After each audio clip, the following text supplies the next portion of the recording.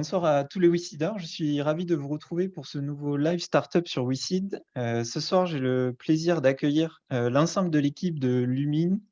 Alors ce soir, ça sera un live un petit peu spécial car toute l'équipe de Lumine sera présente. Vous pourrez découvrir les différents membres de cette équipe. Vous découvrirez aussi les bureaux, l'atelier, le showroom de Lumine. Comme ça, vous pourrez connaître de plus près cette société qui a déjà été financée sur la plateforme il y a 1 an et demi. Alors pour ceux qui n'ont pas forcément l'habitude d'assister au live, un petit rappel du déroulé du live.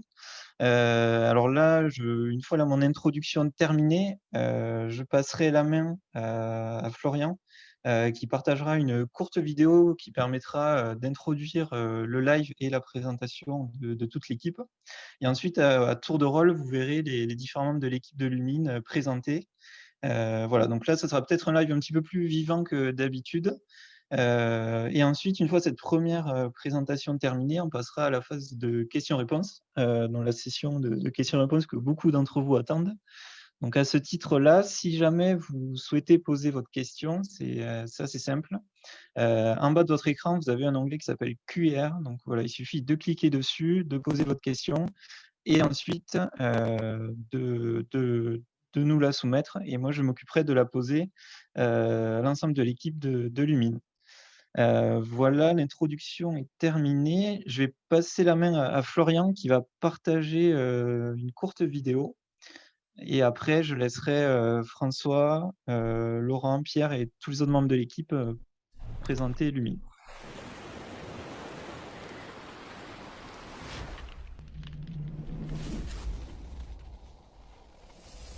Peut-être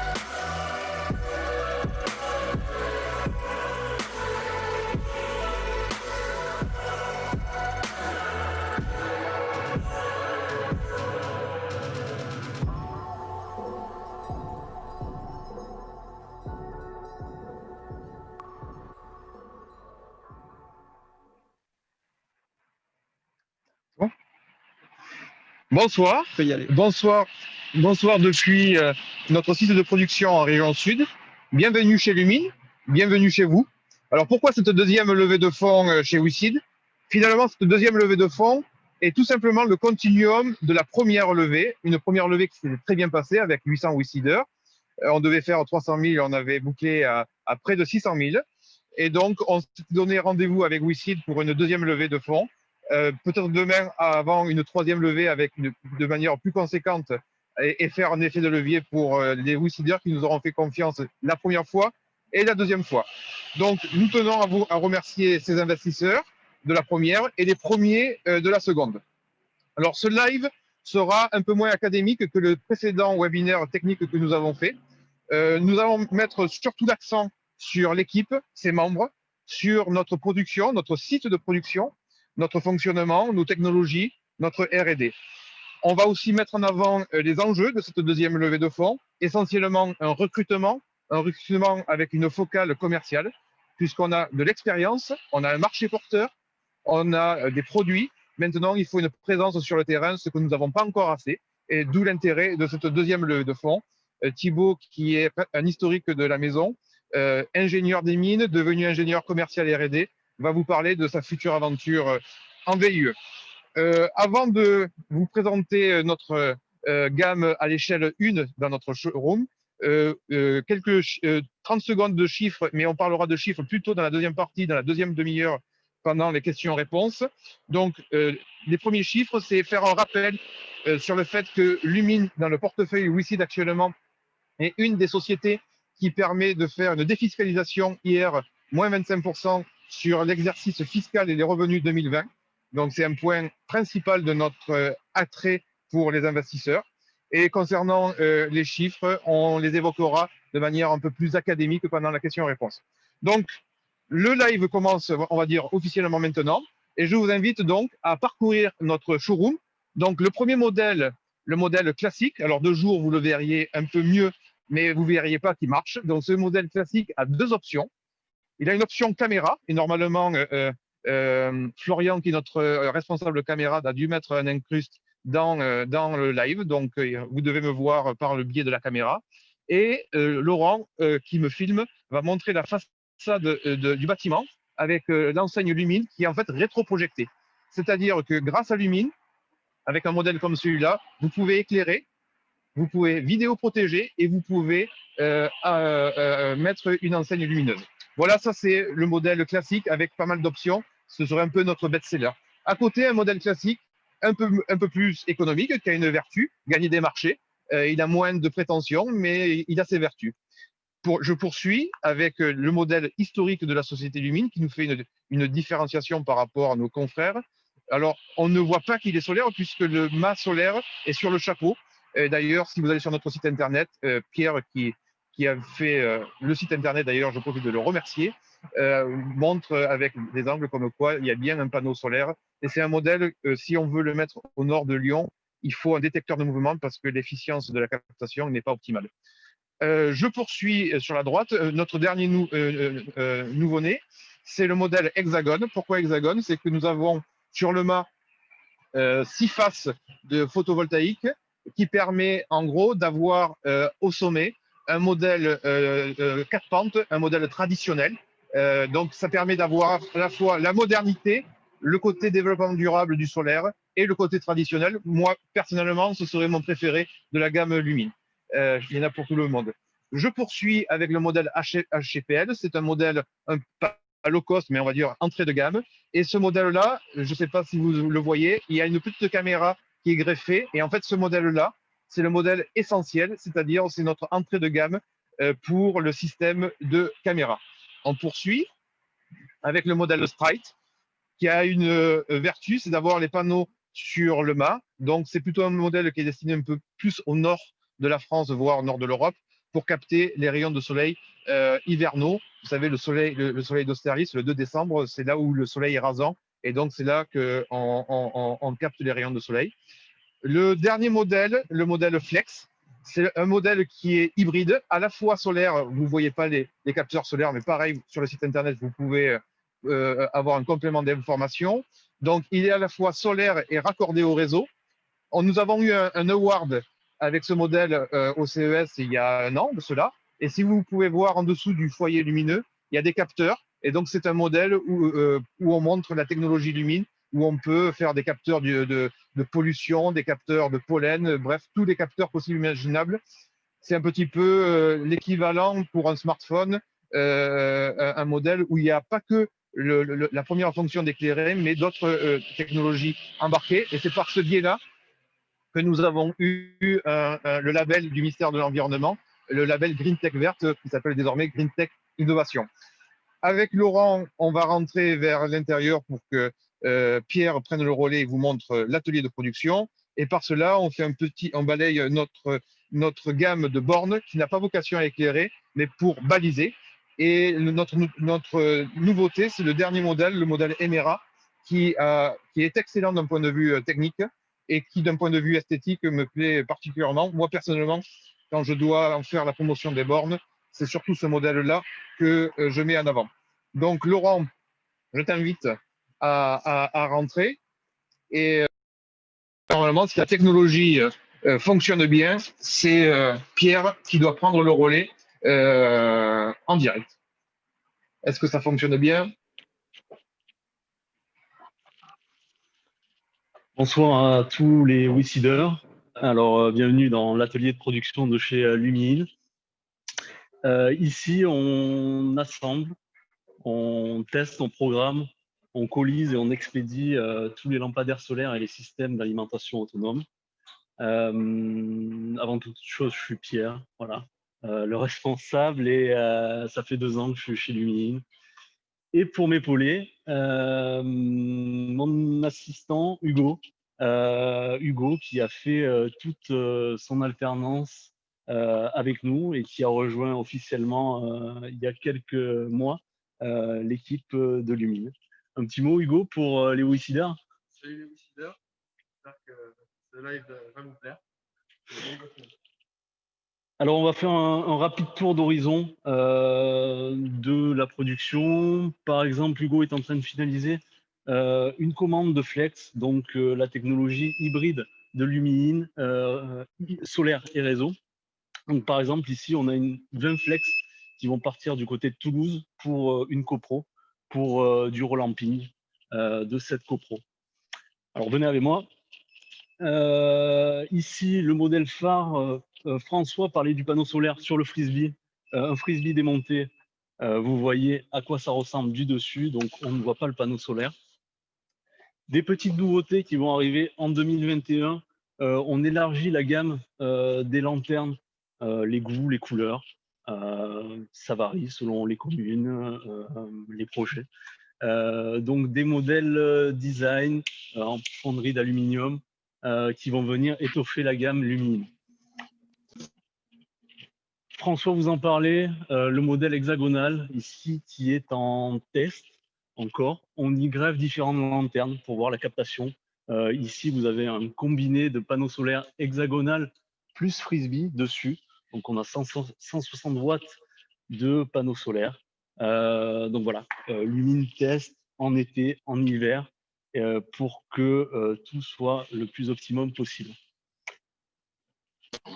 Une autre solution de chez Lumine, la caméra solaire.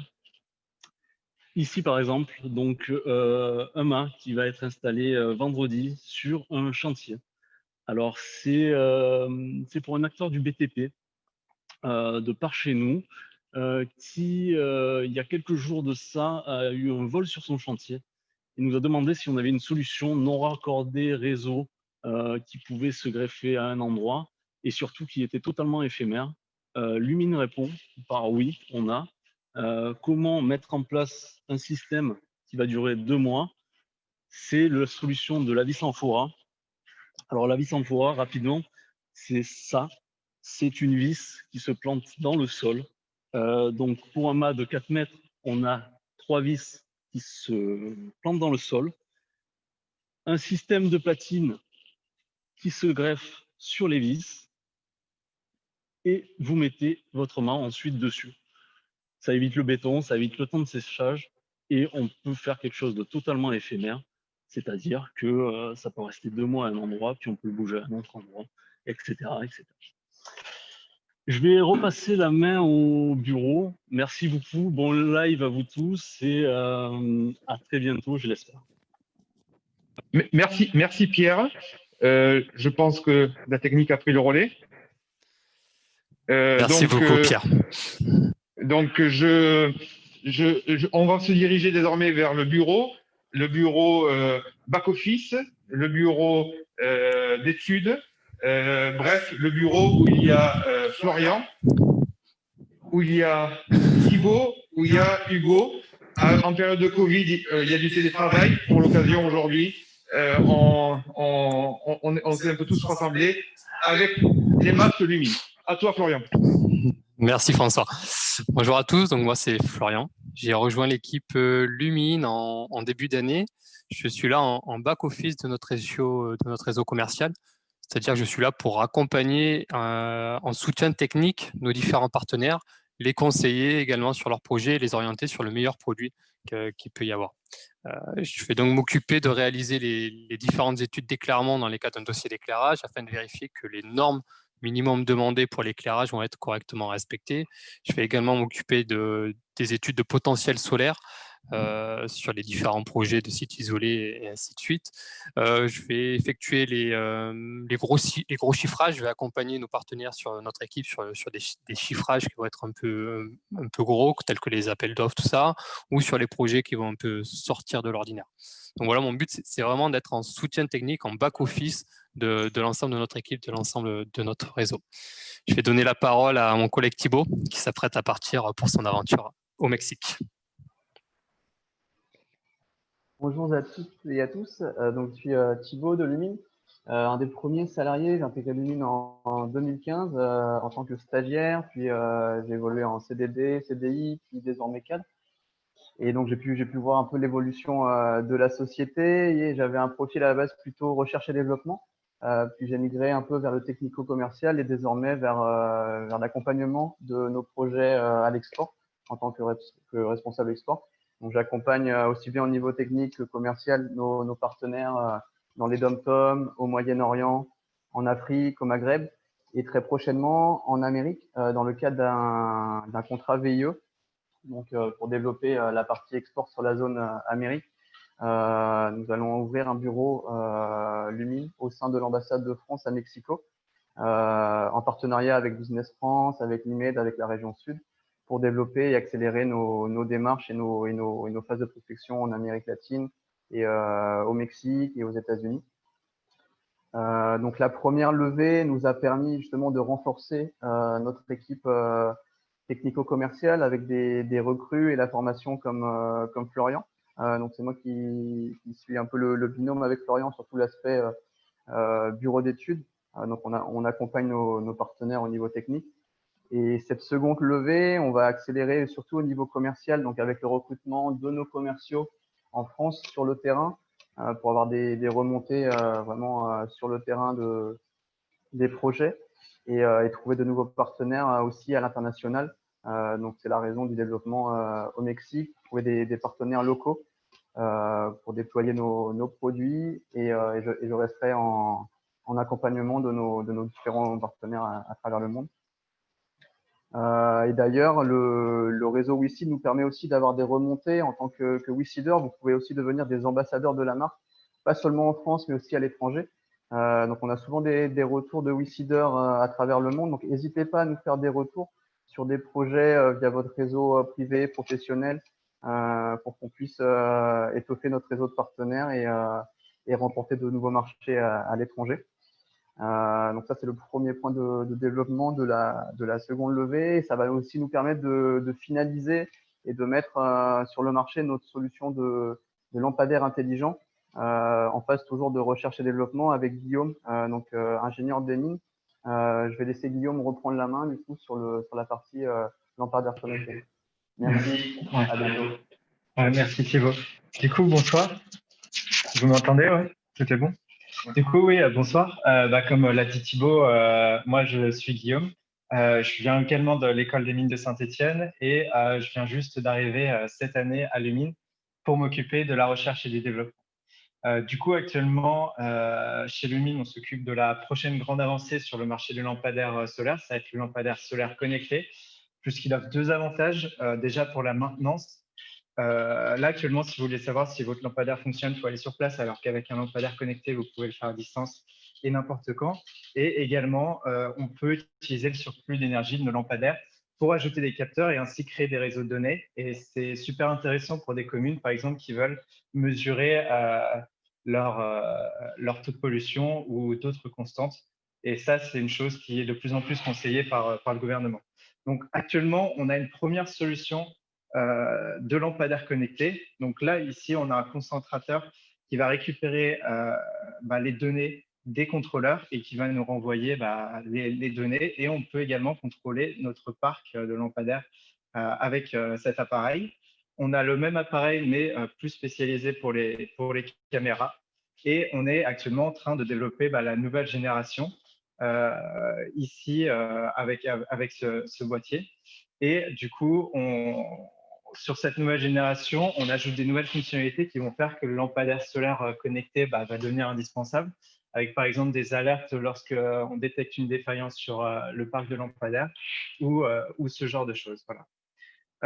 J'ai également pu développer le nouveau site commercial de Lumine, et ça, je l'ai fait en collaboration avec notre responsable marketing, qui est Maël, et qui, je pense, vous expliquera mieux que moi son travail là-dessus. Voilà, merci.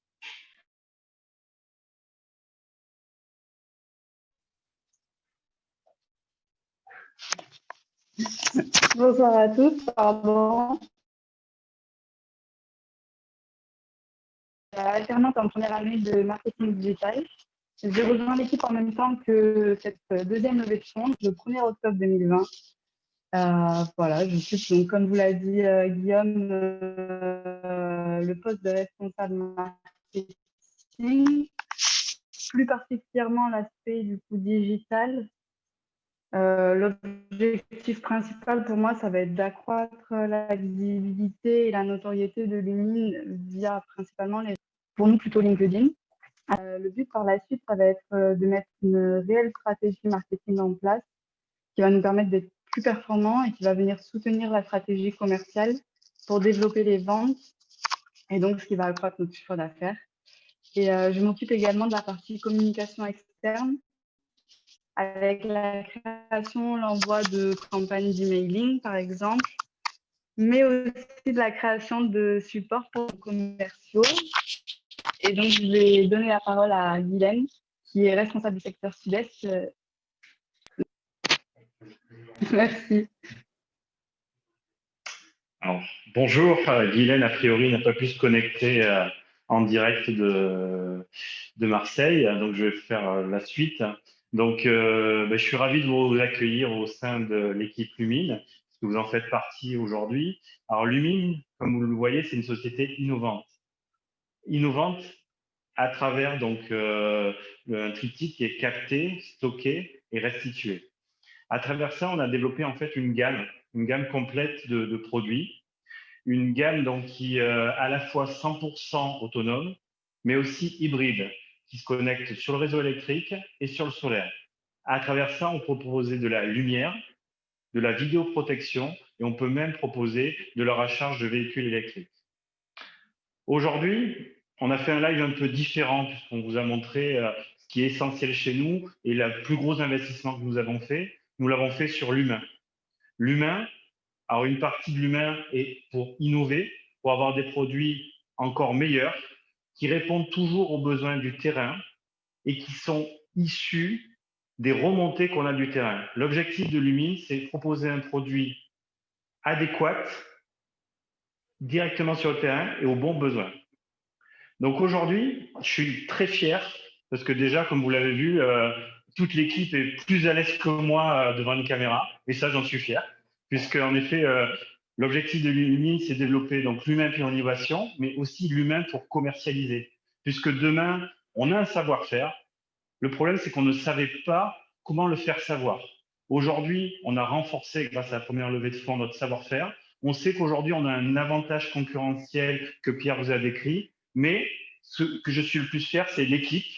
Donc, vous voyez derrière la photo, l'équipe qui demain va commercialiser donc les produits. Notre savoir-faire, elle va le faire savoir. Guylaine ne peut pas être là en direct, mais c'est vraiment notre fer de lance et c'est pour ça qu'on voulait la faire intervenir, puisque elle, tous les jours, elle est en contact avec les clients, elle nous fait remonter les besoins des clients et ça, c'est quelque chose d'important.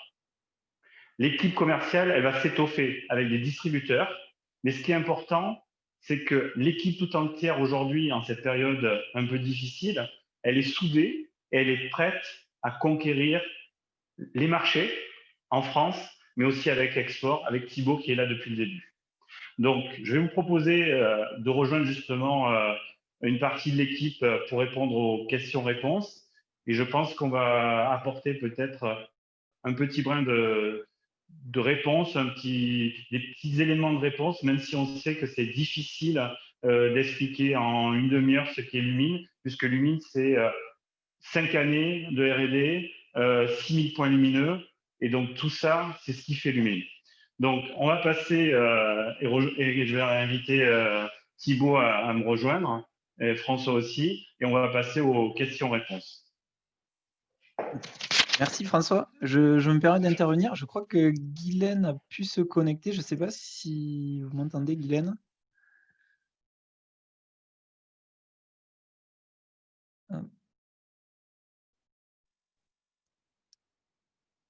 Oui, Allô allez-y. Oui, on vous entend, Guylaine.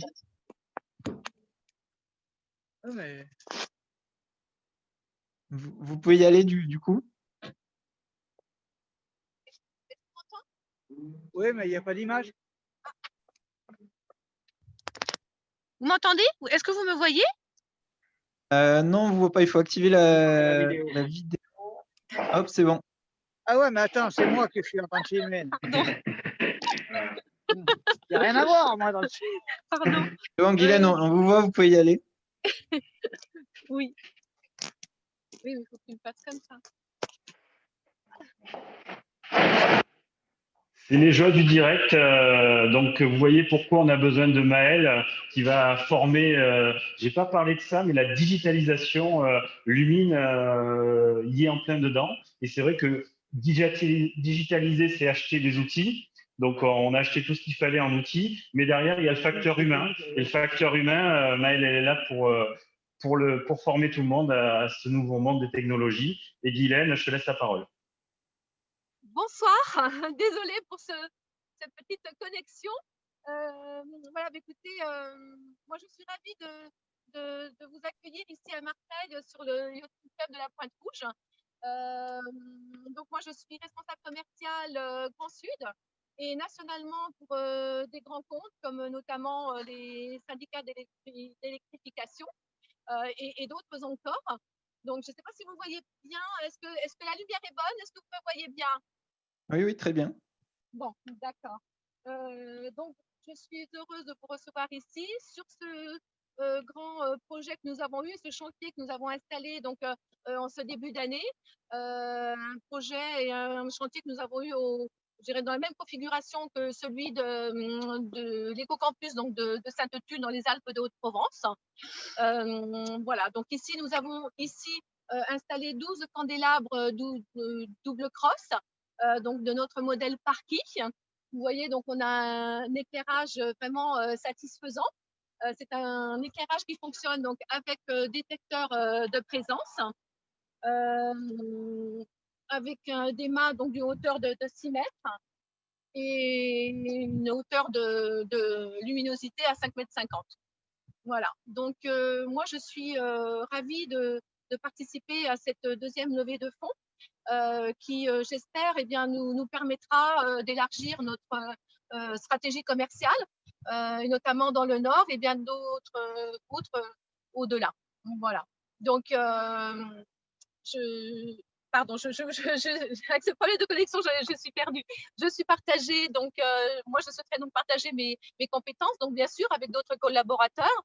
Voilà, tout le travail que j'ai pu apprendre depuis 3 ans que j'ai rencontré Lumine, parce que pour une petite anecdote également que je peux vous donner, c'est que moi j'ai rencontré Lumine la première fois, c'était sur un reportage TV France 3 où j'avais vu donc François proposer et parler, donc expliquer toutes ces technologies d'éclairage solaire et j'avais été vraiment conquise et je les ai contactés et c'est de cette façon que j'ai pu aussi faire connaissance avec Lumine et depuis travailler avec une équipe vraiment superbe. Donc c'est vrai que chez Lumine, on est une équipe dynamique, réactive et aussi on est très confiante dans l'avenir.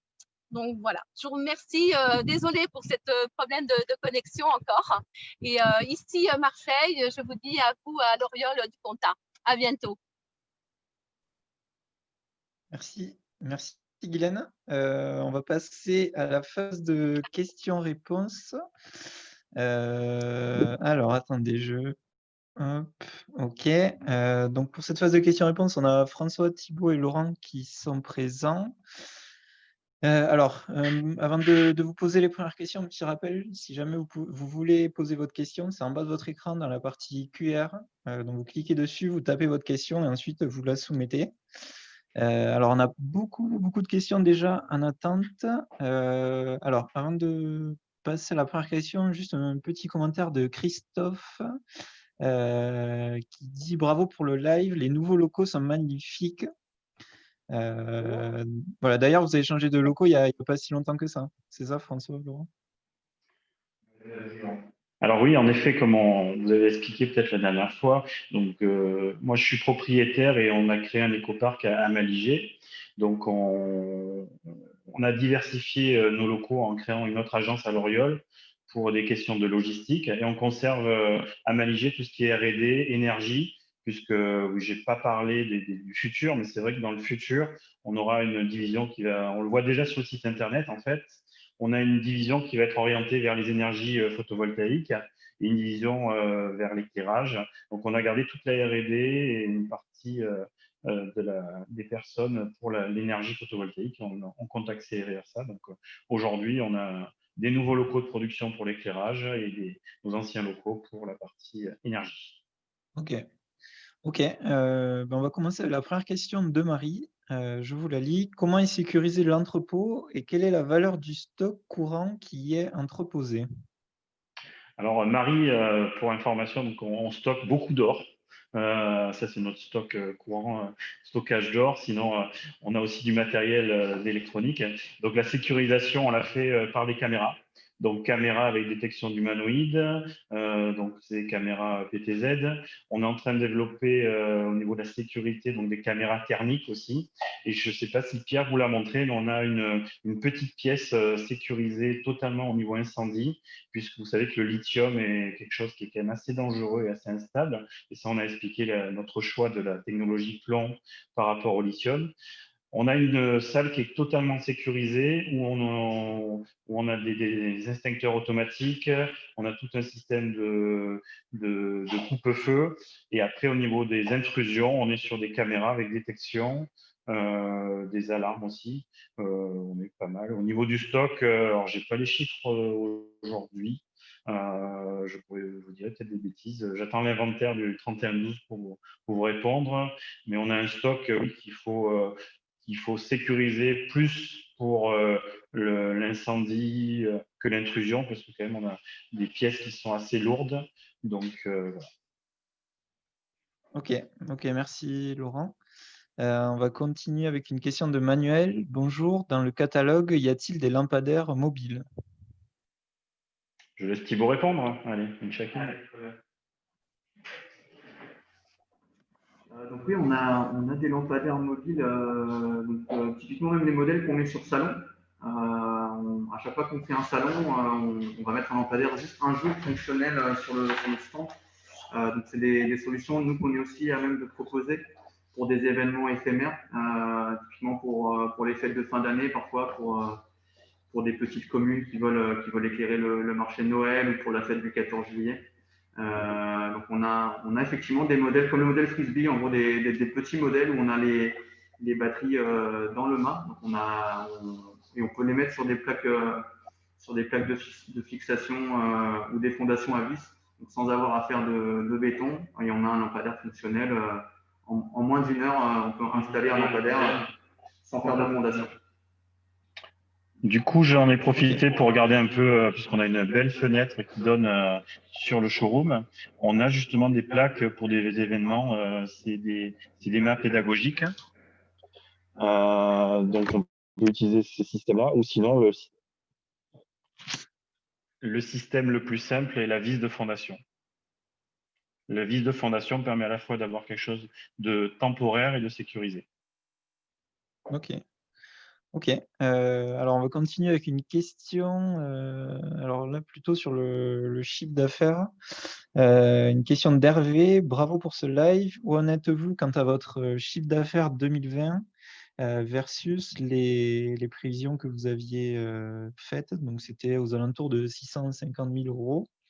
Et pareil, seconde question, quelles sont vos anticipations pour 2021 par rapport au BP présenté?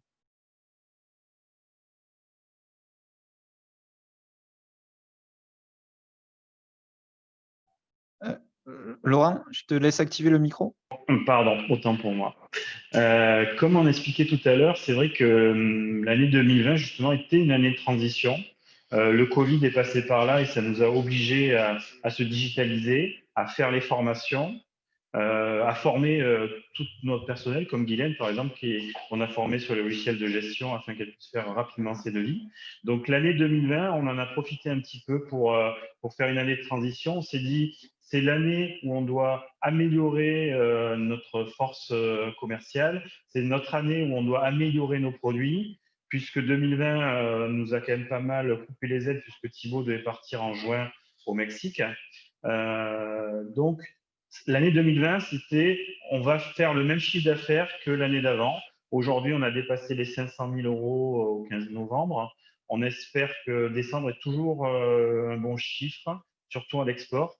On espère que les commandes vont arriver rapidement pour atteindre l'objectif, mais je n'ai pas trop de doutes pour dépasser 600 000, en sachant que c'était une année Covid, qu'on n'a pas perdu notre temps, puisque chacun s'est remis à la tâche, non pas commercialement, parce que c'était très compliqué pour aller voir les gens dans leur bureau, puisqu'il était difficile d'avoir des rendez-vous. Au niveau export, tout a été en stand-by.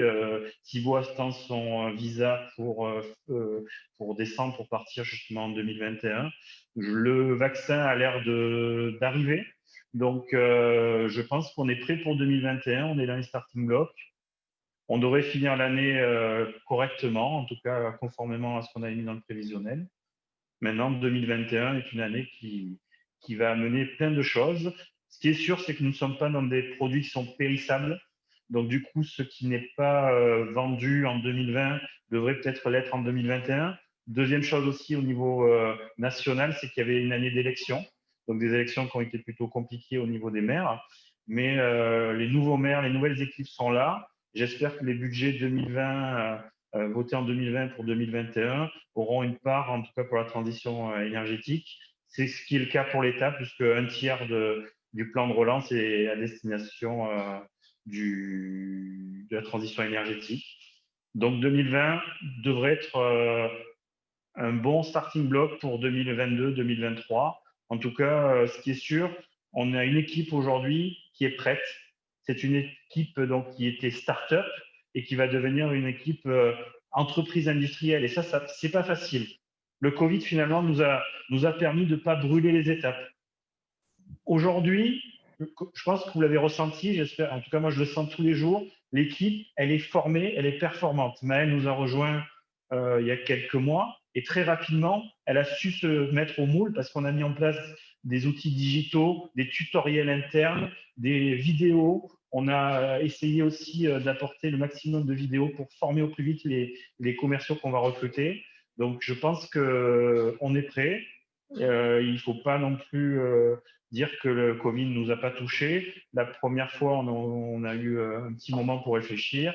Maintenant, on est prêt à partir et en tout cas, on a envie de partir. Thibaut, le premier, pour la petite histoire, il avait une grande maison. Il est parti dans un petit studio. Il était en coloc dans une grande maison.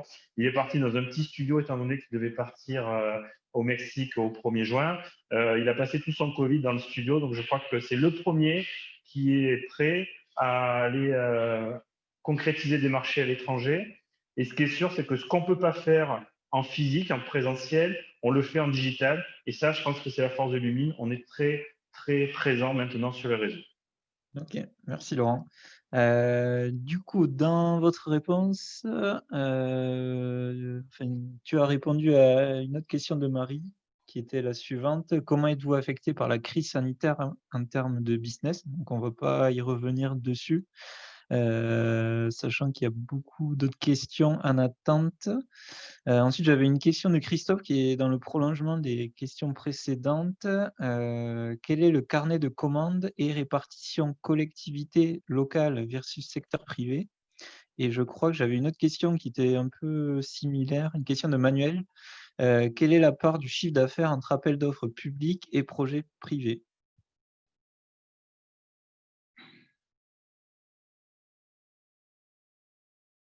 Alors, c'est pas que François veut plus vous parler ou ne veut pas répondre aux questions, c'est que il va se mettre avec le PC de Thibaut parce que ça répond pas. Alors, sur le chiffre d'affaires, donc si je... Oh, pardon, je remets la vidéo. Sur alors, la question, si je me souviens bien, Carnet de c'est commandes. le carnet de commandes. Et Alors, répartition, collectivité, secteur privé. Aujourd'hui, le carnet de commandes, il est essentiellement sur le secteur privé. On a très peu, bizarrement, de commandes publiques ou d'appels d'offres. On a lancé pas mal d'appels d'offres. Aujourd'hui, c'est peut-être la force de Lumine aussi, on s'est remis en question. On a adressé de plus en plus de nouveaux marchés. Donc, comme on disait, l'éclairage, la vidéoprotection. Aujourd'hui, on a lancé une opération au niveau de la location des Mac autonomes caméras à destination des promoteurs, des gens qui veulent surveiller les chantiers. Donc ça, c'est une opération qui a été lancée récemment, mais qui fonctionne déjà. La collectivité aujourd'hui, on a très très peu de commandes collectivité, puisque je vous dis, les équipes ont eu du mal à se mettre en place au niveau local. On a, comme on a pu le voir dans des articles, des maires, des nouveaux élus qui sont venus nous visiter et qui ont annoncé des commandes. Mais aujourd'hui, en commandes signées, on n'en a pas beaucoup parce que je pense que, ce n'était pas leur budget. Donc, les équipes entrantes n'ont pas choisi le budget qu'ils ont à gérer. Et je crois qu'ils ont à gérer d'autres soucis actuellement. Ils ont des commerçants fermés, des commerces qui souffrent.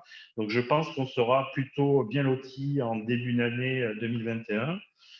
Mais aujourd'hui, la commande publique, on ne l'a pas encore dans nos logiciels. Et c'est vrai que moi, je suis plutôt la partie devis et bon de commande. Aujourd'hui, heureusement qu'on a les privés, qu'on a su aller sur le marché du privé. Avec les copropriétés, on a pas mal de copropriétés, de camping. Mais la commande publique, cette année, se laisse un peu attendre. Donc, on attend pour 2021. Voilà. Ok. Peut-être pour compléter le propos de Laurent, l'avantage que nous avons malheureusement par rapport à d'autres secteurs économiques qui souffrent du Covid, un restaurateur qui ne vend pas une table un soir ne pourra pas le renouveler. Nous, on est sur un consommable durable sur le long terme, donc l'impact que nous avons sur le Covid, c'est un décalé de commandes. C'est-à-dire que le creux qu'on pourrait avoir d'ici sur l'exercice 2020 va en fait se reporter sur 2021. Là où aussi on a eu un impact par rapport au Covid, c'est le décalé des élections municipales et donc il y a des budgets qui n'ont pas pu être votés. Donc on est très confiant en fait sur le report des commandes en 2021 sous réserve qu'il n'y ait pas une troisième, quatrième, cinquième, sixième vague. A priori avec des vaccins, il y a 3 labos mondiaux, dont un français Sanofi qui annonce ce vaccin. On voit que les bourses ont quasiment récupéré le retard acquis pendant toute l'année. Donc nous, on s'inscrit dans cette dynamique et dans cet optimisme. Oui, l'année 2020 a été une année difficile, mais Lumine, je vais te donner une métaphore dans la navigation. Face à un orage, soit on baisse les voiles et on subit la tempête. Nous, on a mis toute voile dehors pour contourner la tempête et gagner la course. Voilà. Ok, merci François. Alors, on va poursuivre avec une question d'Hervé. Concernant votre nouveauté, la vis amphora, s'utilise-t-elle avec tout type de sol? Alors, la vis amphora qui a en plus l'avantage d'être un brevet Lumine, s'utilise sur tout type de sol. C'est-à-dire que sol dur, alors sol dur, on va avoir une technique spéciale, on va utiliser un perforateur en plus pour venir casser les agrégats afin de tenir la vis. Sur sol facile aussi. Voilà, je sais pas si ça a coupé. Sur sol, et même on a une vis type pour le sable. Donc, on a la possibilité aussi d'avoir des vis pour le sable, en sachant qu'on a des vis qui vont de 70 cm, même 50 cm, jusqu'à 1,60 m. Donc, vraiment, on a toutes les solutions possibles pour cela. Ok. Ok. Alors, moi, je vais me permettre de répondre à la question d'Olivier qui se questionne à propos de la valorisation. Alors, je ne pourrais pas y répondre en direct devant tout le monde. Du coup, Olivier, ce que je vous invite à faire, pardon, c'est de soit poser un commentaire dans l'espace commentaire, soit plutôt d'envoyer un mail directement à l'adresse supportclient@wisseed.com, support client au singulier. Comme ça, je pourrais y répondre. Voilà, toutes les questions liées à la valorisation sont réservées aux WeSeeders qui ont un compte validé, et ce live étant public, accessible à tout le monde, je ne pourrais pas vous y répondre ici. Alors, on va continuer avec une question. Je vais prendre dans l'ordre, donc la plus ancienne, une question de Marc. Bonjour, y a-t-il des sauts technologiques attendus sur les panneaux solaires? Alors, des sauts techniques attendus. Alors déjà, des sauts techniques, il y en a eu entre 2006 et maintenant. On était sur 125 watts au mètre carré. Et aujourd'hui, on est capable de faire 250 watts au mètre carré. Donc, on a doublé. On était sur une captation qui était autour. Alors, tout à l'heure, je ne l'ai pas dit, mais l'énergie photovoltaïque, c'est la moins chère du monde. Ça, on l'a maintenant prouvé. Et en tout cas, elle est disponible sur toute la planète. Au niveau de la captation, on est capable aujourd'hui de capter 14% de cette énergie donc au mètre carré. On est monté jusqu'à nos cellules jusqu'à 22 voire 24% dans le commerce. Et nos satellites, ce qui prouve bien que les satellites, la NASA n'a pas trouvé autre technologie que le photovoltaïque aujourd'hui, utilisent donc des panneaux qui ont une capacité à 56%, mais qui ont un coût qui est beaucoup plus cher. On attend bien sûr une évolution, puisque de 14, on est passé à 20. De 20, on peut passer à 100. Donc ça, c'est mathématique. Mais oui, il y a encore pas mal d'évolutions, mais il n'y a pas que ça qui a évolué. Il y a l'évolution du panneau, donc la captation, le stockage. Aujourd'hui, donc, il y a des évolutions dans le stockage et des usines qui vont être créées en France pour la mobilité électrique. La restitution aussi, puisque les LED aujourd'hui sont beaucoup moins énergivores qu'avant. Donc vraiment, il y a eu une évolution. On avait fait le pari il y a 5 ans dans les premiers business plans et les premières présentations qu'on avait fait. On avait dit le panneau solaire va être plus productif et il a été multiplié par 2. Donc on a eu raison sur ça. La LED va consommer moins. Elle consomme aujourd'hui pour 170 watts, pour 1 watt, elle produit 170 lumens. Donc, il y a eu une forte évolution. On a divisé par 8, par 10 par rapport aux lampes à incandescence. Donc, ça, c'est énorme. C'est vraiment la révolution technologique. Et après, les batteries, aujourd'hui, on a pas mal de travaux sur ça. Nous, aujourd'hui, on a la technologie plomb qui est assez robuste. On est aujourd'hui capable de la régénérer. Et aujourd'hui, on a des usines de recyclage qui fonctionnent très bien. J'espère qu'on aura l'évolution la même, peut-être le lithium, peut-être du graphène, peut-être les autres technologies qui vont arriver. En tout cas, ça, c'est le futur. Ce qui est sûr, c'est que Lumine est présent, est compatible avec toutes ces technologies et profitera bien sûr de cette évolution technologique et de ces sauts technologiques. Ok, merci Laurent. Une question maintenant de Nicolas. Bonjour, bravo pour votre projet et pour le live très vivant. Pour la solution éphémère pour un acteur du BTP, le mât est loué au client. Sinon, est-ce que la location pourrait être une solution pour certains clients? Autre question, quelle taille de ville et collectivité visez-vous? Alors, je fais par la fin. Donc, les tailles des villes, de la plus petite à la plus grande. Dès qu'il y a un éclairage, je pense que Lumine doit être là. Aujourd'hui, le réseau d'éclairage, c'est ce qui est le plus présent.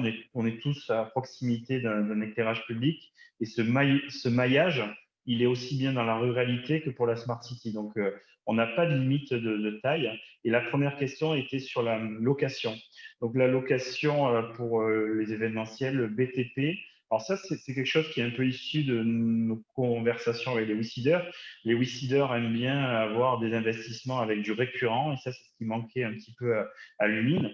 Avec la location, qui était quand même notre première idée, c'était de mettre à disposition de la lumière, et nous, on s'occupait du reste, ce qui nous permet d'avoir un récurrent, et donc avoir un volume d'affaires signé sur des années.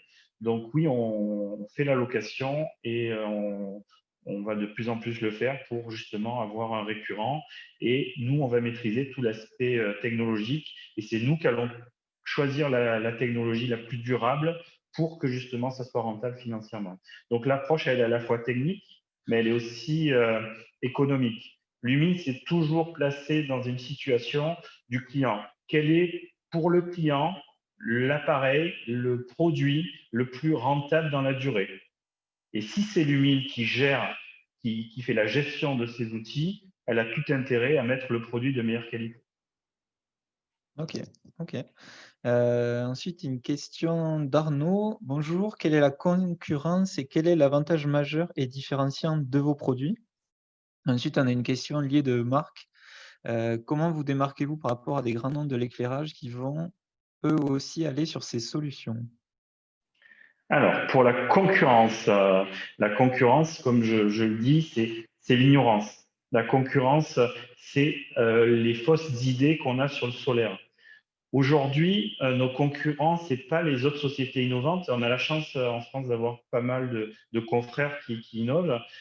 Très peu de concurrents aux États-Unis, voire même ils ont été rachetés par les Français. En Afrique, très peu. Et on a une concurrence chinoise, mais qui n'est pas sur le même produit et qui ne recherche pas la qualité. Quand on recherche à être gestionnaire d'un actif, on va vraiment choisir le produit qui a le meilleur rapport qualité-prix. On va chercher aussi le produit qui se pose facilement. Puisque si vous occupez aussi de la pose, il va falloir trouver le produit qui se pose rapidement. Le Mac Camera, par exemple, on l'a posé hier. Les équipes disaient en 1 heure, c'est pas possible. En 45 minutes, ça a été posé. Et là, c'est rentable. Poser un Mac Camera en 45 minutes et qui fonctionne parfaitement. Le client est content, Lumine est content et les investisseurs de Lumine le sont aussi. Donc là, on a vraiment un avantage concurrentiel. Aujourd'hui, la concurrence, elle nous fait pas peur parce qu'on a pu réfléchir pour les produits, on a benchmarké pendant cette période de Covid et on s'est rendu compte que technologiquement, on apportait même des choses en plus et que nous, on gérait de A à Z les problématiques de nos clients. À partir de là, on peut être en concurrence. Ce qu'il faut donner aux clients, c'est le bagage technique pour comprendre. Pourquoi choisir Lumine par rapport à X ou Y? Pourquoi telle lumière, on en a besoin? Tout ce bagage technique, une fois que les gens l'ont, eh bien, ils choisissent la solution la plus adéquate et souvent, c'est la solution Lumine. Donc la concurrence, aujourd'hui, elle n'est pas très existante. Et au niveau des gros faiseurs d'éclairage, aujourd'hui, on a la chance d'avoir des accords déjà avec le plus gros fournisseur d'éclairage en Europe. On fournit d'autres fabricants français. On leur apporte la technologie. C'est pour ça aussi qu'on s'est recentré pour apporter vraiment quelque chose d'innovant à ces gens-là, puisque on a vraiment un avantage concurrentiel et ces géants européens, voire mondiaux, ils peuvent intégrer leur design dans nos solutions. Mais nous, on va aller plus loin que ça, puisqu'on va pouvoir faire des microgrids, c'est-à-dire eux vont intégrer leur technologie, leur lampadaire existant, et nous, on va rajouter la brique énergie. Donc, on n'est pas des concurrents, on est des gens qui vont apporter plus de ventes même. Et plus de ventes, ça passe aussi par l'hybride. Il y a certains endroits où le soleil dans les centres-villes n'est pas très fourni. Et là, on peut travailler donc avec une lanterne d'un fabricant XY qui est leader et lui apporter de l'énergie solaire à travers donc, des panneaux, comme vous avez vu, hexagonaux qui vont s'intégrer parfaitement à son mât. Donc aujourd'hui, on est plus en partenariat avec ces gens-là. Et pourquoi pas, ce sont des gens qui nous approchent pour entrer au capital. Donc ça serait une solution aussi pour la sortie des WeSeeders, d'être repris par un major européen. Voilà. Ok. Ok, alors là, on va poursuivre. On a une quinzaine de questions en attente. Voilà, donc on va essayer de répondre à tout le monde. Alors ensuite, donc là, les prochaines questions, elles parlent plus de l'export. Alors, on a plusieurs questions sur ce thème-là. Alors, on va les faire dans l'ordre. Première question de Karine. Pourquoi démarrer le développement international par le Mexique? Peut-être Thibaut qui va y répondre. Comment? Ah bah c'est Laurent qui prend la main et je finir. Alors, je vais commencer déjà pour vous dire un petit secret, puisqu'on est en famille, hein, donc c'est entre WeSeeders, même s'il peut y avoir d'autres personnes. Le dernier live qu'on a fait, c'est moi qui étais au Mexique. Donc, j'étais au Mexique et en Amérique du Sud, donc c'est un continent que je connais un petit peu. Thibaut a été envoyé en mission avec la région Sud, avec la Team Export, la Team France, BPI et autres, aux États-Unis.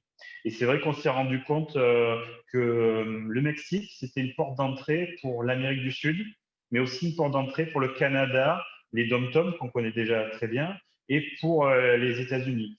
C'est une porte d'entrée qui est peut-être plus intéressante financièrement, puisque les loyers des bureaux sont moins chers, la main-d'œuvre est moins chère. Et c'est vrai qu'à l'époque, on avait un autre président aux États-Unis. Alors, je ne sais pas lequel est aujourd'hui, si c'est un nouveau ou un ancien. Mais en tout cas, ce qui est sûr, c'est que les relations franco-mexicaines sont quand même assez importantes. On a des accords qui ont été passés en 2018. Aujourd'hui, il est plus facile de faire du commerce peut-être avec le Mexique qu'avec les États-Unis. Mais quand on est au Mexique, on peut passer la frontière très rapidement et aller aux États-Unis pour vendre de l'éclairage. Donc, c'est un positionnement stratégique et des affinités aussi linguistiques. Hein. Quand on va à Las Vegas aujourd'hui ou à Miami, il est plus facile de parler espagnol que américain certaines fois. Donc, Thibaut parle très bien anglais, parle très bien aussi espagnol puisqu'il est resté 1 an à Madrid. Donc, moi j'y étais, j'ai proposé à Thibaut et Thibaut, je crois, était d'accord sur mon choix. C'était un pays intéressant qui nous laissait les portes ouvertes. Hein. Le Mexique, c'est aussi les Dom-Tom, c'est les Caraïbes. Hein. Donc, on va continuer à travailler avec ces gens-là. Et Thibaut pourra gérer l'export depuis le Mexique et je lui laisse la parole. Oui, ça, donc, Laurent vous a résumé un peu l'idée. Donc, c'était depuis 2017, on a des démarches de prospection outre-Atlantique. J'avais participé en 2017 à une conférence entre entreprises européennes et entreprises mexicaines pour créer des partenariats. Donc, ça nous a permis de tester le marché. Après, à l'époque, ce n'était pas la priorité de se développer à l'export. On préférait se concentrer surtout sur le territoire national. On est retourné en 2018-2019 aux États-Unis, à Las Vegas, notamment pour le CES. Une mission aussi avec la région sud à San Diego, ce qui nous a aussi permis de faire des phases de prospection sur la partie aussi bien États-Unis, mais toute la partie Amérique en général, parce qu'au CES, typiquement, on rencontre des gens de partout dans le monde. Et on avait l'opportunité du coup de faire un VIE à Mexico donc, au sein de l'ambassade de France en partenariat avec Business France. Donc l'idée c'est de développer principalement autour de Mexico, après dans les États clés mexicains, les États clés américains comme la Californie, des réseaux de partenaires, distributeurs locaux.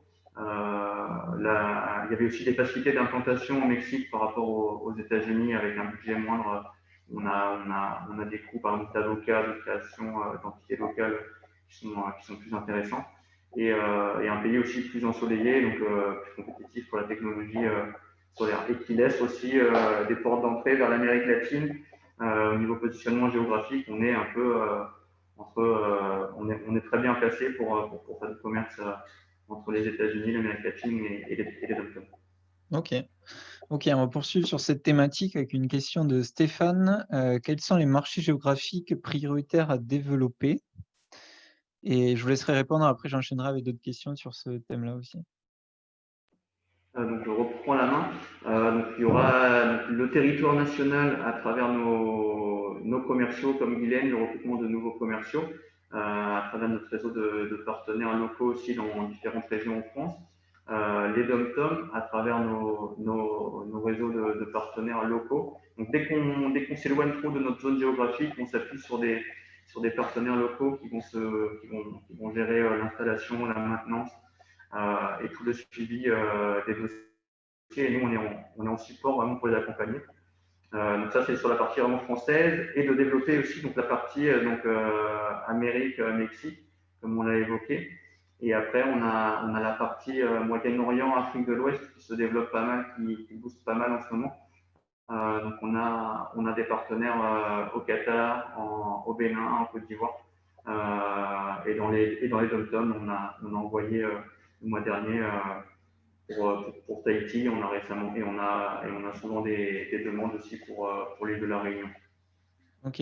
Et on a Ricardo qui demande bonsoir, quels sont vos pays cibles en Asie? Est-ce que c'est une région qui pourra être ciblée? Et du coup, l'Asie, on n'y va pas spécialement, notamment pour la concurrence chinoise qu'il peut y avoir. Et donc pour l'instant, on n'est pas forcément armé pour aller avec des prix compétitifs et pour dévoiler notre technologie en Asie. Mais sur des pays peut-être comme l'Australie, on a un partenariat en cours. Mais l'Asie, à proprement parler, pour l'instant, c'est pas la priorité dans la phase de développement export. Ok. Et Christophe demande en Australie? Et en Australie, c'est ça. Alors, du coup, pour l'export, déjà, on a envoyé des containers pour un très beau showroom au Qatar. Donc, on a annulé les salons qui étaient prévus au Qatar suite au Covid. Aujourd'hui, on a un showroom qui va être monté donc, à Doha. et qui va permettre donc d'accéder au Moyen-Orient, même si c'est compliqué en cette période à partir de Doha. Mais on va axer sur le Moyen-Orient puisqu'on avait déjà on a des commandes et on a un showroom, on a un partenaire industriel qui nous a acheté donc un très beau showroom et qui va le montrer dans tous les événements. On a sur Dubaï, sur l'Asie, on n'est pas trop, on n'a pas la fibre trop asiatique, malgré qu'on ait un représentant de WICID, Christophe Bongard, qui a vécu à Hong Kong pendant beaucoup d'années et qui nous aide beaucoup sur l'Asie. Donc, l'Asie, on va aller un petit peu au Vietnam. On a des possibilités au Vietnam. Mais sinon, aujourd'hui, nos axes, c'est Moyen-Orient, Afrique, donc pays francophones, mais aussi pays anglophones, où on a un gros pétrolier qui nous aide un petit peu dans ces dossiers-là. Et après, la plaque des Amériques, avec le Canada, bien sûr, qui sera un axe important. Donc, les axes, c'est la VIS Fondation, qu'on ne trouve nulle part ailleurs. C'est vraiment nos innovations Lumine, nos systèmes autonomes qui ont vraiment quelque chose à apporter. Donc, si on recherche de l'éclairage basique, c'est vrai, qui ne va pas forcément éclairer tout le temps, toute l'année, où on peut se permettre d'avoir des pannes, je pense que les produits de nos confrères chinois peuvent s'adapter. Quand on est français, on a besoin vraiment, on a une culture de la lumière et on a une culture de la qualité. Donc, du coup, on va axer sur ça avec nos innovations. Les innovations aussi, c'est on se rend compte que dans les dom-toms, la main-d'œuvre est quand même chère. Et c'est vrai qu'aujourd'hui, utiliser notre VIS Fondation pour développer l'éclairage, on fait vraiment une économie. À La Réunion aussi, où on a beaucoup de distributeurs, où on a vraiment un marché qui est en train de s'organiser avec notre solution où on va avoir une main-d'œuvre, un coût de main-d'œuvre, un coût de pause qui va être moindre. On va vraiment avoir quelque chose à proposer pour ces lieux-là. Ok. Je crois qu'il y a Christophe qui est présent, qui vous écoute d'ailleurs. On va continuer avec une question posée par Arnaud et par notre WICIDer, par Thibaut. Bonsoir, quelle est la durée de vie estimée de vos produits?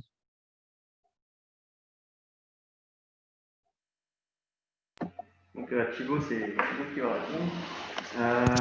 Bonsoir. Donc pour la durée de vie, donc le principal, en gros le matériel qui convient de mettre dans de bonnes conditions, ce sera la batterie, qui aura une durée de vie de 6 à 8 ans. Nous, on est sur des durées de vie sur des technologies planches pour des raisons de rapport qualité-prix, durée de vie. À l'heure actuelle, c'est la technologie la plus rentable sur le long terme. On est capable de régénérer donc, avec 3-4 ans supplémentaires, donc, ce qui permet d'atteindre plus de 10 ans sur la batterie. Après, sur la partie panneaux solaires, on a des durées de vie supérieures à 25 ans avec une conservation de 80% du rendement initial. Les satellites, comme l'évoquait Laurent tout à l'heure, ils fonctionnent toujours, sachant qu'ils ont été envoyés depuis les années 70-80. Des jeux de taille. Comment? On y aller, on retourne court. Après, les lanternes LED, on est sur 70 000 heures, ce qui correspond à peu près à 10-15 ans de durée de vie. Donc vraiment, comme je le précisais au début, c'est vraiment la batterie, d'où les brevets qu'on a déposés pour la licence Cora, pour la mettre dans des bonnes conditions thermiques et utiliser la durée de vie. Ok. Et du coup, une autre question de Thibaut, si on installe vos produits, quand devra-t-on faire le relamping? Donc le remplacement des lanternes, donc ce que j'évoquais, c'est tous les 10 à 15 ans sur la LED, sur la partie vraiment la partie lumineuse. Ok. Ok. Ensuite, on a deux questions sur la levée de fonds. Donc, je vous les lis. Question d'Hervé. La levée de fonds était prévue à 600 000 € avec différentes affectations, recrutement, croissance externe, BFR, investissement. Si la levée de fonds s'avérait en deçà, quels arbitrages prendriez-vous? Et après, une deuxième question liée à celle-là, de Stéphane. Quelle est l'opération de croissance externe évoquée? Alors, la levée de fonds donc, avait pour objectif 600 000 €. Donc,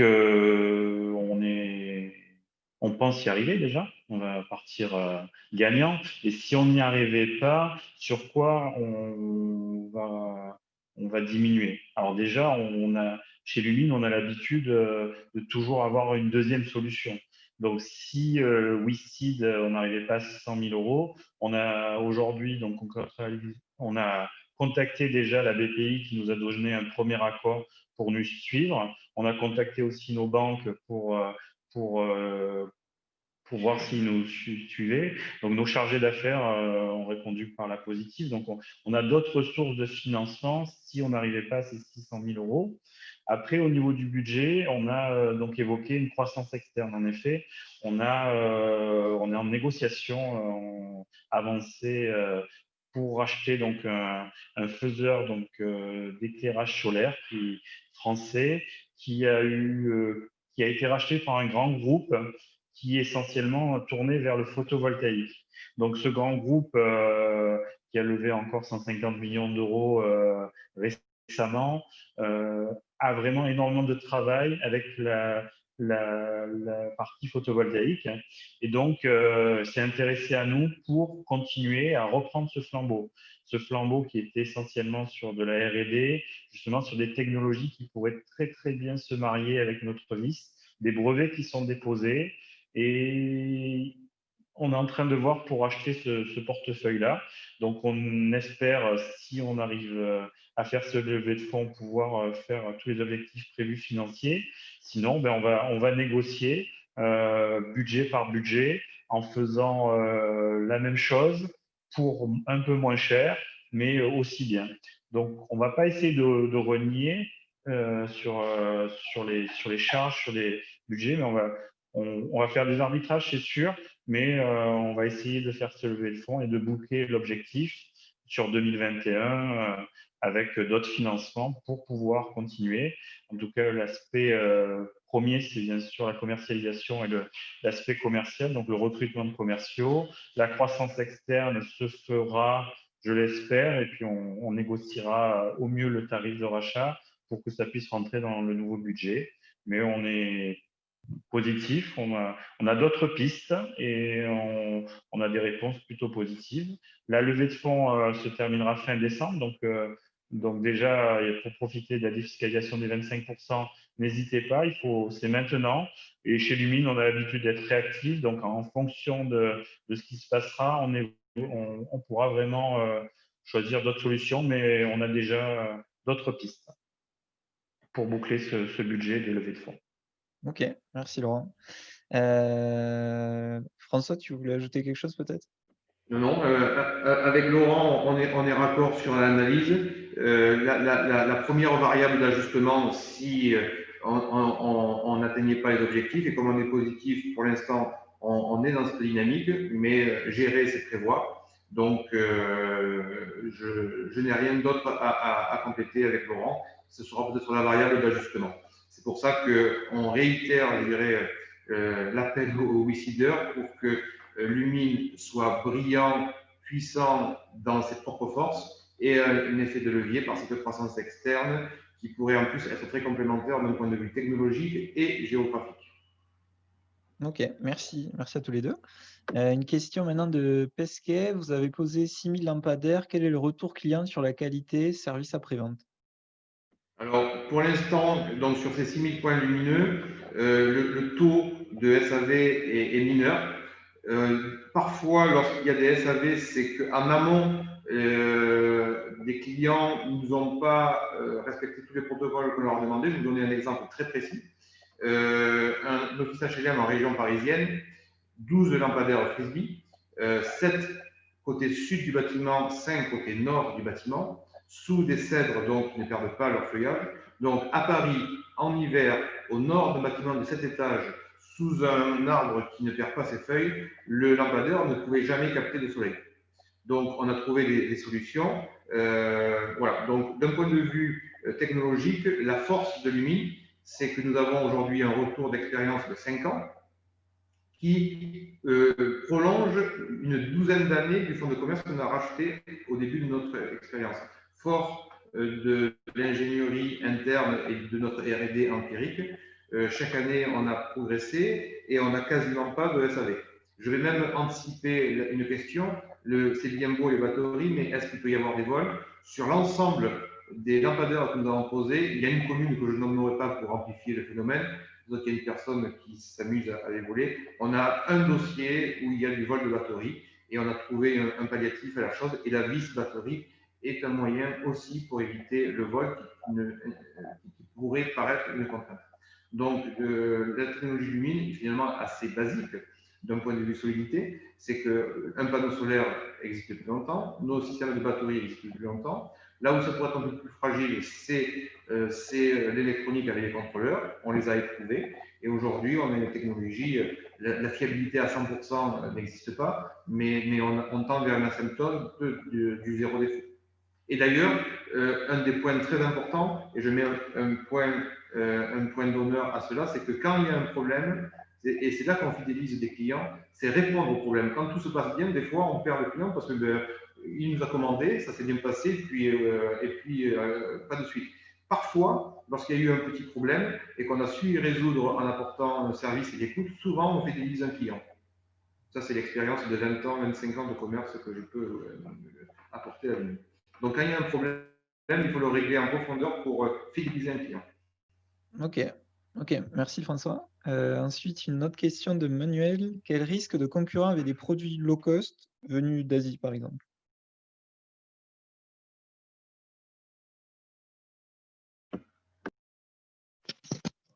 Alors, je ne sais pas si on m'entend. Oui, c'est bon. Ouais. Donc, sur le low cost, on a déjà un peu répondu. On n'est pas sur le même produit. On a développé des autres technologies, donc on pourrait détailler dans un webinaire technique. Le low cost nous fait peut-être pas de la bonne pub. Quand le low cost ne fonctionne pas, on pense que le photovoltaïque ne fonctionne pas. Je pense qu'il ne faut pas faire une généralité. Le photovoltaïque, ça fonctionne. Mais c'est vrai qu'il peut y avoir des produits low cost qui ne fonctionnent pas. Et ça, c'est dommage. Voilà. Pour compléter le propos de Laurent, nos concurrents ne sont pas les importateurs de produits asiatiques sur un lampadaire solaire basique. Notre marché, c'est l'éclairage public, de plus en plus le marché de la vidéoprotection. Et nos confrères et nos moyens concurrents, ce sont par exemple les gens qui font des candélabres classiques. Un candélabre classique revient à peu près presque 2 fois moins cher à l'achat par rapport à nous. Sauf que pour poser un candélabre classique, il faut faire de la VRD, tirer des réseaux, tirer des câbles. Ce qui veut dire qu'à l'investissement matériel plus mise en œuvre, on peut être 2 à 3 fois au même prix, voire 2 à 3 fois moins cher qu'un candélabre classique. Le principal concurrent de Lumine ne sont pas des confrères d'importation parce qu'on n'est pas sur le même marché, mais ce sont les acteurs des candélabres classiques. Et on a prouvé, et d'ailleurs ça a été dur au début par rapport aux acteurs du BTP.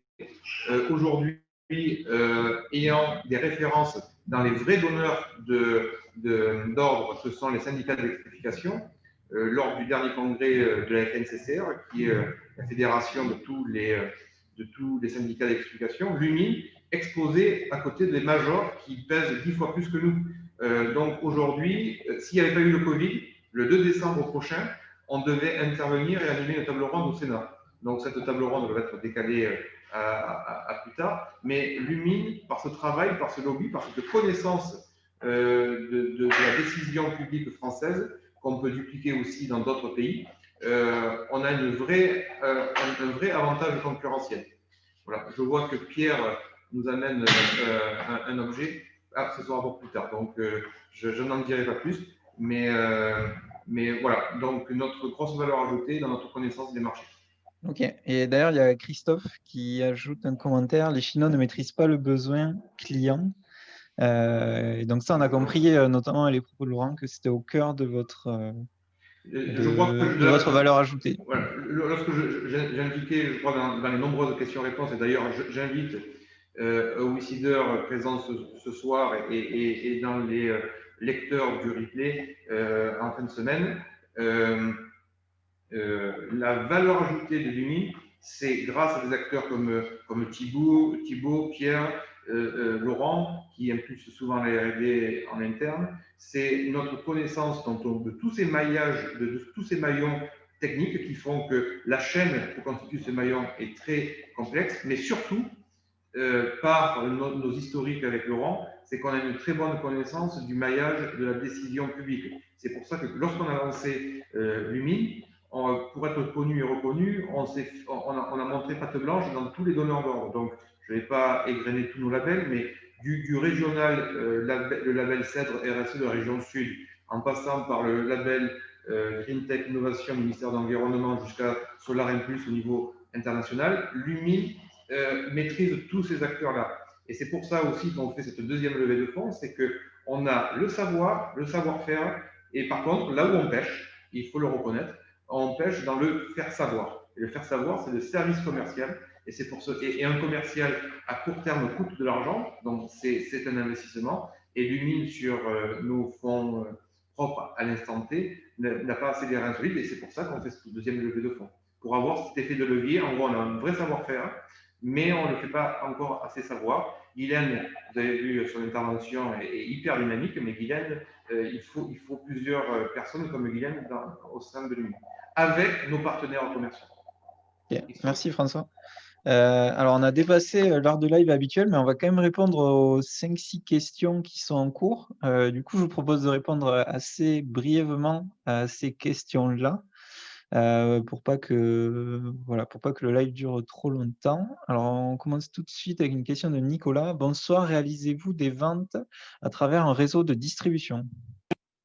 Alors, aujourd'hui, on fait des ventes à travers nos commerciaux, mais aussi on a des agents commerciaux ou des distributeurs qui proposent du Lumine. On a décidé, en plus, de rajouter une seconde marque qui ne sera pas Lumine, une seconde marque qui sera réservée au réseau de distribution professionnelle qu'on connaît en France. Hein. Il y a Selectric, Rexel, Sonepar et j'en oublie, puisqu'on veut pas, on veut que Lumine reste vraiment la marque d'innovation. Et la marque distribution sera destinée donc au réseau de distribution, où là, il n'y aura pas autant de réglages, de possibilités d'adaptation. On sera sur du produit standard. Donc ça c'est une des évolutions. C'est la gamme standard va être disponible chez les distributeurs, puisque c'est une demande. On a des produits comme la borne Emera qui vraiment même une captation au nord qui est excellente. Cette R&D, elle doit profiter à la fois aux professionnels, mais aux particuliers et via le réseau de distribution. Ok. Et du coup, ce réseau, il permet de distribuer uniquement en France ou à l'étranger aussi? Alors aujourd'hui, on est plutôt attentiste dans la démarche, c'est que le réseau français, qui est un réseau qui est aussi présent à l'étranger, nous demande. Donc, on va passer par les distributeurs français, mais qui ont des relais aujourd'hui qui sont ouverts dans d'autres pays. Donc, on va s'associer avec ces gens-là. Et pourquoi pas après, justement, c'est l'objectif de Thibaut, de développer ça avec les distributeurs à l'export. Ok. Ensuite, une question de Gérard. Qui sont vos concurrents dans les appels d'offres? Alors, pour les appels d'offres à moins de 100 000 euros, on n'a pas de concurrent. Pourquoi? C'est qu'il y a un appel d'offres dit achat innovant qui permet de passer des marchés de gré à gré sans passer par appel d'offres. Donc, c'est là aussi, j'en reviens à la levée de fonds, c'est que si on avait plus de personnes sur le terrain pour vendre cet avantage concurrentiel qu'a Lumine, on pourrait gagner des marchés sans passer par appel d'offres. Voilà, et donc pas être en concurrence. Alors par contre, lorsque on est vraiment en appel d'offres, on en perd, on en gagne. Nos concurrents sont des acteurs historiques français qui ont un savoir-faire, j'en dirai pas plus, pour gagner des appels d'offres. Nous, on se bat avec nos armes, et je vais vous donner une anecdote de 10 secondes. Ce matin, j'ai fait du lobby auprès du ministère de l'Environnement pour que dans les appels d'offres puisse être mis le fait qu'on soit labellisé par ces grands ministères, le fait qu'on produit en France, donc on émet moins de CO2. Et dans la démarche du plan de relance qui est de 100 milliards d'euros avec 30 milliards destinés à la transition écologique, Lumine, par son lobby, va essayer de capter un maximum de marchés dans ce cadre-là. Donc la concurrence, elle est présente, mais Lumine a de nombreux atouts, mais peut-être pas encore assez de personnes pour porter la bonne parole. Ok. Question de Gérald. Bonsoir, envisagez-vous de travailler avec Steel, déjà financé par les WICID? Je ne sais pas si vous connaissez. Style, ça me dit quelque chose, et je crois qu'en effet, on est en étroite relation avec eux, puisque ils sont pas très loin de nous, Style, puisqu'ils sont juste derrière moi. Ce panneau-là, il vient de chez Style, et je crois qu'on a en commande une large gamme de panneaux. Donc, tous les panneaux que vous avez vus en bas, on espère qu'ils vont pouvoir passer en commande chez Style. Donc oui, on travaille avec cette très très bonne entreprise française qui est Style et qui a été financé par les WeSeeders.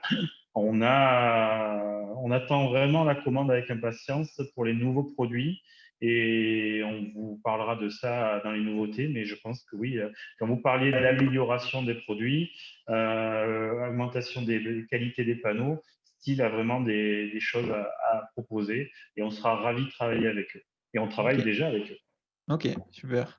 Et je confirme, Laurent, on a bien une commande en cours chez eux. On doit recevoir pour Noël. Ok, merci Thibaut. Ensuite, une question de Ricardo. Quelles sont vos capacités de production?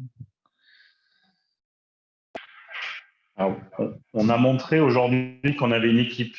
Et dans le facteur de production, il y a bien sûr les locaux. Donc ça, vous avez vu qu'on avait quand même des locaux qui étaient adaptés à une grosse production.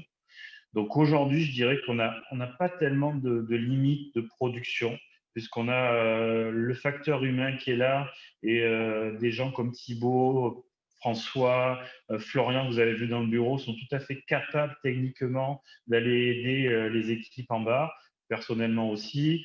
Maël, je l'espère bientôt, et Guylaine aussi. Donc tout le monde est capable d'aider les gens de la technique pour produire. Donc ça, on n'a pas un gros souci. On a un thermolacage aussi où le four peut tourner en 3/8 si besoin. Donc aujourd'hui, en termes de production, on a déjà, quand on a fait Solenzara, on avait fait 200 lampadaires en 3-4 jours, je crois. Donc on est capable de faire ça. Aujourd'hui, la limite technique n'est pas le frein le plus important, c'est vraiment, comme on vous l'a dit, la commercialisation.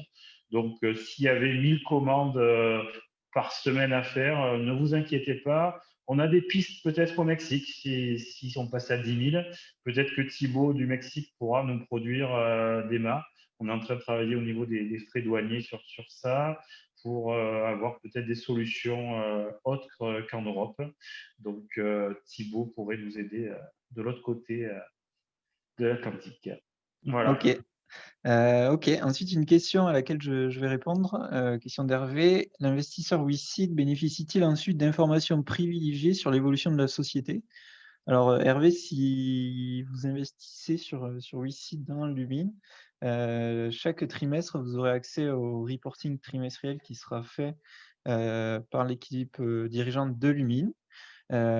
Et ensuite, donc nous en interne, on suit la société de manière rapprochée. Donc déjà, WeSeed est présent au conseil stratégique, si je ne me trompe pas, et un WeSeeder président de la première WeCap est chargé de représenter la WeCap à ce conseil.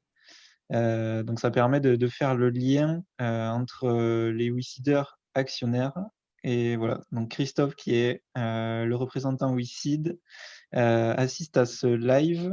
Voilà, donc il s'occupe de faire le lien. Et puis ensuite, on a un interne, un responsable des participations, Alexis, qui fait le lien avec l'équipe WeSeed, le représentant de la WeCap, pardon, et le reste des WeSeeders qui ont investi. Alors, on n'a aucun secret, je crois, pour WeSeed, pour Alexis et Christophe. Je crois que François est quand même très souvent en relation avec eux, donc je crois qu'ils sont au courant jour après jour, je crois même, tellement on a de communication avec WeSeed.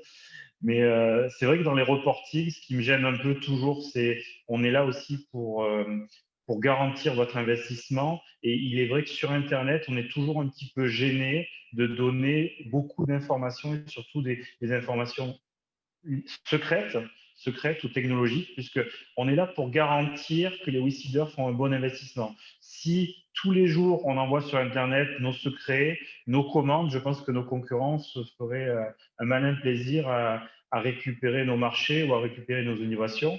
Donc, on n'a aucun secret avec les WeSeeders, avec Alexis et Christophe. Les WeSeeders qui veulent venir nous voir, on peut tout à fait communiquer avec eux sur nos stratégies. Sur Internet, je suis toujours réticent, et je le dis souvent à François, il ne faut pas tout dire. Voilà. Sur Internet, on se limite à des choses chiffrées. Et pour vraiment avoir le secret d'Alcove, je vous invite à venir nous voir. Et on a fait des soirées WeSeed, il y en a quelques-uns qui sont déjà venus. Donc, c'est beaucoup plus facile d'échanger en présentiel que par Internet, puisque quand même, on se doit un secret de confidentialité qui n'a qu'un seul but, c'est garantir votre investissement. Ok. Donc, il ne reste plus que 2 questions et après, on aura passé en revue la trentaine de questions des WeSeeders. Donc, une question de Manuel. Grosso modo, quelles sont les marges en moyenne par devis, produits, pause, entretien, service? Nos marges brutes sont de plus ou moins 50%. Voilà. Ok. Tu m'as demandé d'être court, rapide, voilà. Parfait. Voilà. Parfait. Et dernière question d'Hervé, et on va se quitter sur cette question-là.